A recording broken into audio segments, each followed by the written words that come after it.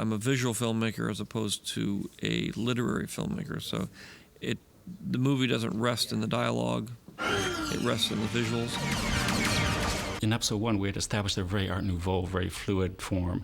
And episode 4 had a very industrial engineered angular shape. And so now we're kind of bridging that gap. So we're mixing a little bit of both. We're shooting back. Ultimately, the overriding factor on Obi-Wan's ship and all of the Jedi ship is that I wanted them to be reminiscent of the design of the Star Destroyers and the Imperial ships.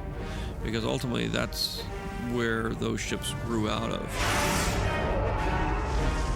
I think we can begin to introduce the Wedge shippy. When he saw the design, started to incorporate his new storyline to it. And so the whole idea of taking that shape and turning it into a Jedi fighter evolved with the design process.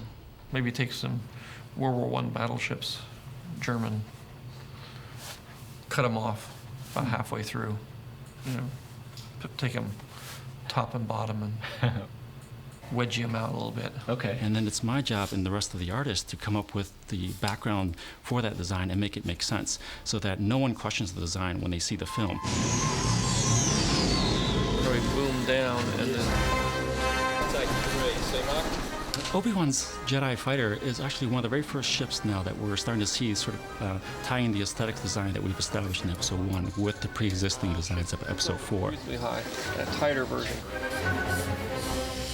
We're so familiar with that triangular shape as being the symbol or the icon for the Empire that to take that and actually give it a new personality, a new identity, which is the spaceship in the shape for the Jedi Starfleet, was actually a really brilliant move, and it actually made the whole symbolism very powerful because you can slowly see how everything slowly starts turning towards the dark side.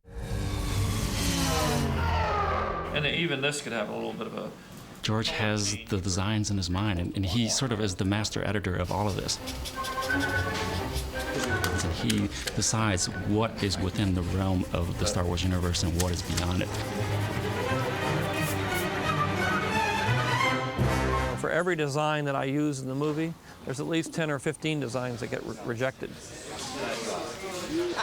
That hair's going to be dry. I think that's a big no, isn't it? None of it feels great to do. It always feels good to see, Sort of come down as he starts to climb into it. Yeah.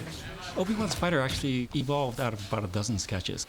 My feeling is that these are like Jedi here. The only designs that are turned into a model are the ones that George finally gives his stamp of approval that this is the design.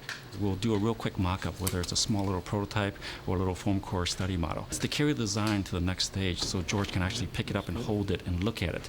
And from there, he'll usually have more suggestions to improve the design. The real problem was reducing it down to be a fighter, to be a really, instead of being this huge, gigantic monster ship, be a little tiny, tiny ship. And I think one of the biggest issues was scale. How big do we make it or how small do we make it?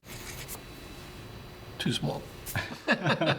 George will typically pick up a pencil or a pen and go and add his modifications to the designs, or say, let's take the cockpit of this drawing here and put it onto here. When I initially designed the ship into a single fighter, there was really not any logical place to put a R2 unit. So this is the little R2 unit, and he actually can fit in there with a little bit of cheating. Okay. But he can't get in from the bottom, so is it okay if he drops in from the top? Drop in from the top. And will we see him do that, or? No. Okay, he'll just be there. There's a detail. Can you make his head go around so fast that it spins off? R4 is really an R2 painted red, isn't it? Careful what you're saying about R4, because you can get bopped on the head real quick.